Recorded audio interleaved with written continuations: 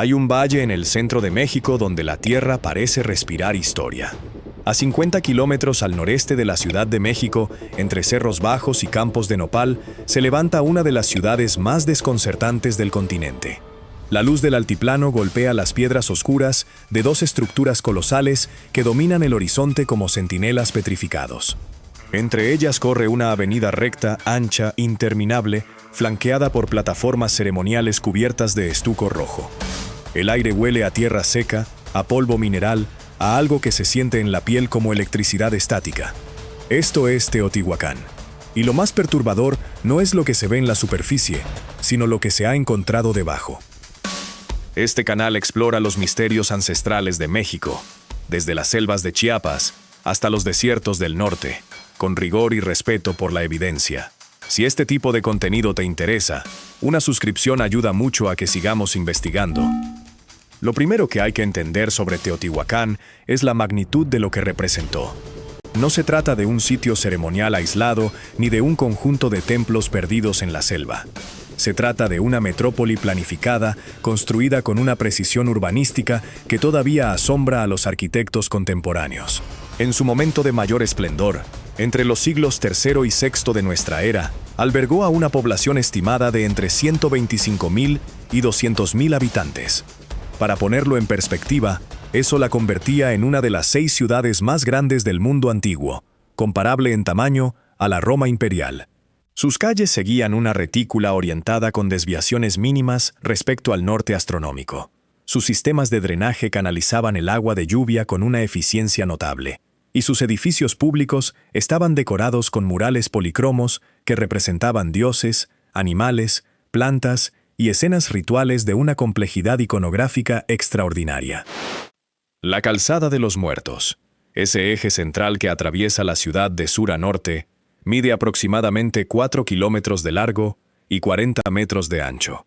No era una calle común, era un espacio procesional, un escenario monumental diseñado para que miles de personas caminaran entre las estructuras ceremoniales, sintiendo la presencia de algo más grande que ellas mismas. A un lado se levanta la Pirámide del Sol, con una base de más de 220 metros por lado y una altura de 65 metros, lo que la convierte en la tercera pirámide más grande del mundo por volumen. Al otro extremo de la calzada se alza la Pirámide de la Luna, más pequeña pero estratégicamente ubicada para que, vista desde la avenida, su silueta se funda con el Cerro Gordo que la respalda, creando una ilusión visual donde lo construido y lo natural se vuelven indistinguibles. Y al sur, dentro del recinto amurallado conocido como la Ciudadela, se encuentra el Templo de la Serpiente Emplumada, decorado con cabezas esculpidas de Quetzalcóatl y Tlaloc, que emergen de las fachadas como guardianes petrificados de algo que permanecía oculto debajo. Lo que los investigadores realmente encontraron bajo el Templo de la Serpiente Emplumada cambió para siempre la comprensión de este sitio. En el otoño de 2003, después de una temporada de lluvias particularmente intensas, el arqueólogo mexicano Sergio Gómez Chávez, investigador del Instituto Nacional de Antropología e Historia, notó algo inusual. Un hundimiento de aproximadamente 90 centímetros de diámetro había aparecido frente al templo. No era un fenómeno menor. Gómez se asomó y comprendió que debajo de sus pies había un espacio vacío, un túnel que había permanecido sellado durante casi 2000 años. Las autoridades del INAH no autorizaron la excavación de inmediato. Primero se realizaron estudios con radar de penetración terrestre entre 2004 y 2005, y no fue sino hasta 2009 cuando comenzó la excavación formal. El avance fue extraordinariamente lento, centímetro a centímetro, unos pocos metros cada mes, porque la densidad de los hallazgos obligaba a documentar cada fragmento con escáner tridimensional antes de moverlo. Lo que emergió de esa oscuridad fue desconcertante. El túnel se extendía aproximadamente 100 metros desde la Ciudadela hasta el corazón mismo del templo, a una profundidad considerable bajo la superficie. La entrada original había sido sellada intencionalmente con enormes bloques de piedra, como si quienes la clausuraron quisieran asegurarse de que nadie volviera a entrar jamás. Pero alguien, casi 2 milenios después, sí entró, y lo que encontró desafía las explicaciones sencillas. Las paredes del túnel estaban impregnadas de pirita, ese mineral que algunos llaman oro de tontos, pulverizado e incrustado en la roca de manera que, Al iluminarse con cualquier fuente de luz, las superficies emitían un resplandor metálico, palpitante, como si las paredes mismas estuvieran vivas. Los investigadores han propuesto que este efecto no era accidental, sino deliberado. La pirita habría simulado un cielo estrellado subterráneo, transformando el túnel en una representación del inframundo cósmico. Al final del pasaje, los robots de exploración Tlaloc 2 encontraron una cámara amplia con forma de cruz. Y dentro de esa cámara, las cosas se pusieron verdaderamente extrañas. Se hallaron grandes cantidades de mercurio líquido dispuestas en depresiones del piso, formando lo que los arqueólogos describieron como un paisaje en miniatura. Pequeñas montañas modeladas con lodo y piedra, rodeadas de charcos de mercurio, que representaban, según la interpretación más aceptada, lagos o ríos de un mundo subterráneo sagrado. El mercurio, un material extremadamente difícil de obtener en la Mesoamérica prehispánica, habría simbolizado agua divina, agua del inframundo, agua que conecta el mundo de los vivos con el de los muertos. Junto a este paisaje, se encontraron esferas de pirita perfectamente pulidas, figuras talladas en jade con ojos incrustados de piedras preciosas, pelotas de hule en cantidades muy superiores a las halladas en cualquier otro punto de la ciudad, esculturas de jaguar, cuchillos de obsidiana, dientes de cocodrilo, collares elaborados con dientes humanos, conchas marinas talladas y colocadas dentro de cajas de piedra, alas de escarabajo, esferas de ámbar y estatuas de piedra negra. En total, la excavación produjo aproximadamente 75.000 artefactos, 75.000 objetos extraídos de un solo túnel que nadie sabía que existía. Lo que la evidencia sugiere es que este espacio no era una tumba común ni un almacén de ofrendas. Era, según Gómez y su equipo, una representación física del inframundo mesoamericano, un lugar construido para que los gobernantes de Teotihuacán realizaran rituales de legitimación política, descendiendo literalmente al mundo de los muertos y regresando con la autoridad que solo ese viaje podía conferir. No un acto simbólico, sino un acto performativo, no una metáfora, sino una experiencia sensorial completa, el brillo de la pirita simulando estrellas, el reflejo del mercurio simulando agua sagrada, la oscuridad total del túnel simulando la muerte misma. Si estás llegando hasta aquí y quieres saber qué encontraron los físicos nucleares dentro de la pirámide del Sol, usando tecnología de partículas subatómicas, no te vayas. Lo que viene es aún más inesperado. Porque mientras Sergio Gómez excavaba debajo del templo de la serpiente emplumada, otro equipo científico estaba haciendo algo radicalmente distinto en la pirámide del Sol. Un grupo de investigadores de la Universidad Nacional Autónoma de México, liderado por el físico Arturo Menchaca Rocha, instaló un detector de muones en un túnel preexistente debajo de la pirámide. Los muones son partículas subatómicas, generadas cuando los rayos cósmicos chocan contra la atmósfera terrestre. Son aproximadamente 200 veces más pesados que los electrones y tienen la capacidad de atravesar grandes masas de roca, perdiendo energía de manera predecible, según la densidad del material que encuentran. El principio es elegante. Si hay una cavidad oculta dentro de la pirámide, los muones que la atraviesen llegarán al detector con más energía que los que pasaron por roca sólida. Es, en esencia, una tomografía de la estructura interna de un monumento de 65 metros de altura, sin necesidad de perforar un solo agujero. El proyecto se extendió durante más de una década de recolección de datos, utilizando un detector compuesto por 6 capas de cámaras de hilos múltiples que ocupaban un volumen total de 1,5 metros cúbico. Los resultados, publicados en 2013, fueron al mismo tiempo decepcionantes y fascinantes. No se encontró ninguna cámara oculta en el sentido clásico, ningún recinto funerario secreto, ningún tesoro escondido en el corazón de la pirámide. Sin embargo, los datos revelaron algo que nadie anticipaba: un volumen de baja densidad anormalmente amplio en el lado sur de la estructura, una anomalía que hasta la fecha no tiene explicación satisfactoria. Según los investigadores, esta zona de baja densidad podría indicar un deterioro interno de los materiales de construcción, una modificación estructural antigua que no dejó registro en la superficie, o algo completamente diferente que aún no se ha podido determinar. Lo que sí generó fue preocupación entre los especialistas en conservación, porque una anomalía de ese tamaño en el flanco de una estructura de esa magnitud podría, de ser preciso el diagnóstico, representar un riesgo para la estabilidad del monumento.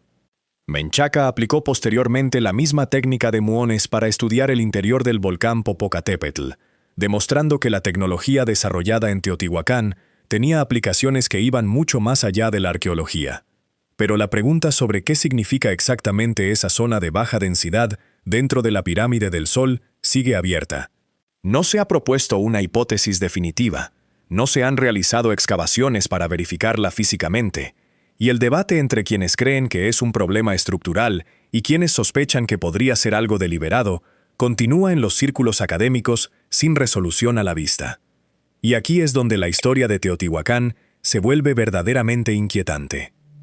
Porque a pesar de décadas de investigación, a pesar de los túneles explorados, los muones medidos, los 75.000 artefactos catalogados y los murales documentados centímetro a centímetro, la pregunta más básica de todas sigue sin respuesta. No sabemos quiénes construyeron esta ciudad. No sabemos qué lengua hablaban. No sabemos cómo se llamaban a sí mismos. No sabemos cuál era el nombre original de la ciudad, de sus templos, de sus calles. Todo lo que tenemos son los nombres que los mexicas les dieron siglos después de que el lugar fuera abandonado. Teotihuacán significa, en náhuatl, el lugar donde los dioses fueron creados, o el lugar donde los hombres se convierten en dioses, dependiendo de la traducción. Pero ese nombre no es original. Es una proyección, una interpretación, un acto de reverencia de un pueblo posterior ante las ruinas de una civilización que ya era antigua cuando los aztecas la descubrieron. Los mexicas, según sus propias crónicas, peregrinaban a Teotihuacán con regularidad. Consideraban que los dioses se habían reunido allí al inicio de la era actual para crear el quinto sol, el sol bajo el cual vivimos. Para ellos, las pirámides no eran obra de seres humanos comunes. Eran obra de gigantes, de dioses, de fuerzas que precedían a la historia conocida. Esta reverencia es significativa porque los aztecas no eran ingenuos. Eran constructores sofisticados, ingenieros hidráulicos, administradores de un imperio que abarcaba gran parte de Mesoamérica. Y sin embargo, cuando miraban las ruinas de Teotihuacán, veían algo que los sobrepasaba. Algo que no podían explicar con sus propias categorías.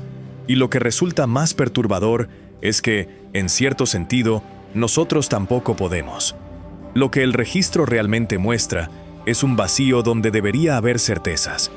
Se han propuesto múltiples candidatos para los constructores de Teotihuacán: los nahuas, los otomíes, los totonacas, incluso grupos mixtos cuya identidad étnica no corresponde a ninguna categoría conocida. Los análisis de isótopos de estroncio en restos óseos encontrados en la ciudad revelan que la población era extraordinariamente diversa, con individuos provenientes de regiones tan distantes como Oaxaca, la costa del Golfo, el área maya y el occidente de México. Teotihuacán no era una ciudad homogénea, era, según los datos disponibles, una metrópoli multiétnica, un centro cosmopolita que atraía gente de todo Mesoamérica, lo cual hace aún más difícil asignarle una identidad cultural única. Las tradiciones nahuas preservadas en fuentes coloniales hablan de Teotihuacán como un lugar de transformación cósmica, un axis mundi donde las fuerzas primordiales del universo se manifestaron para dar forma al mundo. La pirámide del Sol se asocia en estas tradiciones con el fuego y con la cueva sagrada que existe debajo de ella, una cavidad natural que fue descubierta accidentalmente en 1971 y que, según los especialistas en cosmovisión mesoamericana, habría sido el motivo original por el cual se eligió ese preciso lugar para construir la pirámide. La cueva, el inframundo, el lugar de origen. En la cosmología mesoamericana, estos conceptos están entrelazados de maneras que la arqueología apenas comienza a desentrañar. La pirámide de la luna, por su parte, se vincula con el agua, con la fertilidad y con el sacrificio, como lo demuestran los entierros rituales encontrados en su interior, con cuerpos de individuos que fueron sacrificados junto con animales como jaguares, pumas, lobos, serpientes de cascabel y águilas, dispuestos en patrones que reproducen la estructura del cosmos según la concepción teotihuacana. Y luego está el fuego. Alrededor del año 550 de nuestra era, algo catastrófico ocurrió en Teotihuacán. Las estructuras a lo largo de la Calzada de los Muertos fueron saqueadas y quemadas sistemáticamente. Pero no toda la ciudad ardió. La destrucción se concentró específicamente en los edificios asociados con la clase gobernante, los templos, los palacios, las residencias de la élite, las viviendas comunes, los barrios residenciales donde vivía la población general, quedaron en gran medida intactos. Este patrón selectivo ha llevado a la mayoría de los investigadores a concluir que no se trató de una invasión externa, sino de una revuelta interna, una rebelión de la población contra sus propios gobernantes. Las causas propuestas son múltiples y probablemente se superponen. Hay evidencia de un declive poblacional gradual en las décadas anteriores al incendio. Los estudios paleoclimáticos sugieren que las sequías prolongadas relacionadas con los cambios climáticos de los años 535 y 536, posiblemente provocados por erupciones volcánicas masivas en el hemisferio norte, habrían reducido drásticamente la producción agrícola del valle.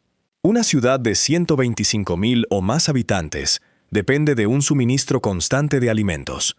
Cuando ese suministro falla, las tensiones sociales se multiplican.